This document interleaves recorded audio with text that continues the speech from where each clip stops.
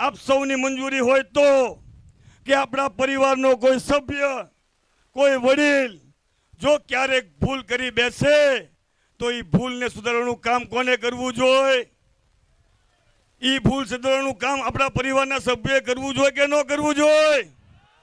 પછી ભલે દીકરો નાનો હોય પણ એના વડીલ, એના પિતા કે દાદાની ભૂલને પણ સુધારવાનું કામ આપણે કરવું જોઈએ કે ન કરવું જોઈએ?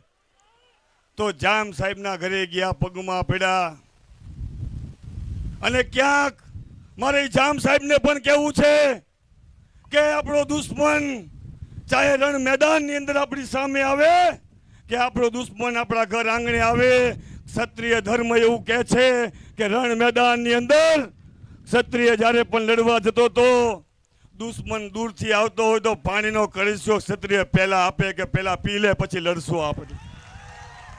ક્ષત્રિયના ઘરે જો દુશ્મન આવે એનું સ્વાગત કરો, એનો અમને વાંધો નથી. પણ તમે એક ભૂલ જામ સાહેબ કરી. કઈ ભૂલ કરી?